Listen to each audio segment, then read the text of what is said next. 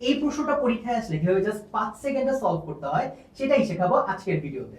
So একটু প্রশ্নটার দিকে লক্ষ্য করি, কি বলা আছে, নিচের কোনটি প্রতিসম ম্যাট্রিক্স। তো আমরা সবাই জানি যে কোন একটা ম্যাট্রিক্স যদি কিনা তার ট্রান্সপোজ ম্যাট্রিক্সের অ্যাডিটিভ ইনভার্সের সমান হয় বা যোগাত্মক বিপরীতকার সমান হয়, তখন আমরা সেই ম্যাট্রিক্সটাকে বি প্রতিসম বা বক্র প্রতিসম বা ইংলিশে স্কিউ সিমেট্রিক ম্যাট্রিক্স বলি। সো এটা কিন্তু যথেষ্ট টাইম কনজিউমিং একটা প্রসেস, যে তুমি প্রত্যেকটা ট্রান্সপোজ করে দেখবা যে একজনের আসলে সাইন অপোজিট আসছে কিনা। বাট আমি তোমাদেরকে এখন জাস্ট একটা হ্যাক শিখাবো, যেখানে তোমাকে জাস্ট দুইটা জিনিস মনে রাখতে হবে।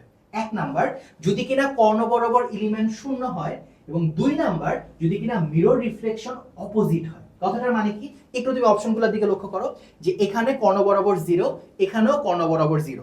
তার মানে এই দুইজন আসলে অ্যান্সার হতে পারে, বাকি দুইজন অবশ্যই হবে না, কারণ ওদের কর্ণ বরাবর 0 নাই। এখন এই যে তুমি কর্ণ বরাবর দাগটা টানছো না, তুমি এটাকে একটা আয়নার মতো চিন্তা করো, ঠিক আছে? সো আয়না যদি হয় তাহলে কি এই হচ্ছে মিরর রিফ্লেকশন। সো এই দুজন যদি কিনা অপোজিট হয়, মানে একজন প্লাস হলে যদি আরেকজন মাইনাস হয়, যেমন এখানে কিন্তু অপোজিট হয় নাই, সেম জিনিস আসছে, তাহলে এটাও কিন্তু বাদ হয়ে যাবে। বাট এএমসিকিউতে দেখো এই মিরর রিফ্লেকশনে একজন আরেকজনের অপোজিট, তার মানে এখানে কারেক্ট অ্যান্সার হচ্ছে অপশন বি। ঠিক আছে, আরেকটা অপশন দেখাই।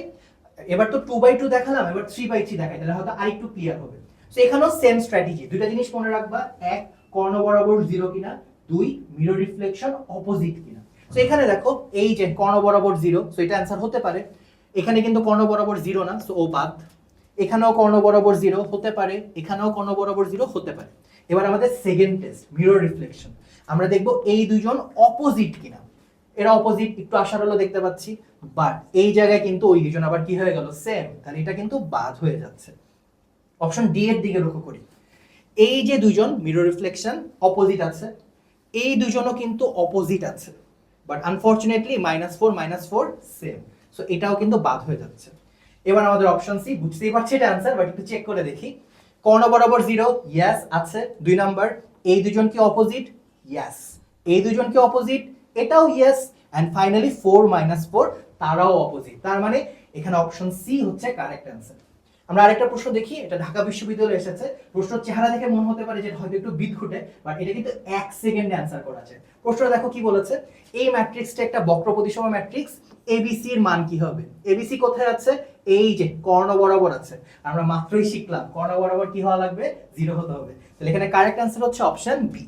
সিমিলার একটা ম্যাথ তোমাদের জন্য দিচ্ছি, ছটপট করে ফেলো এবং কমেন্টে জানিয়ে দাও এই প্রশ্নের উত্তর কি হবে।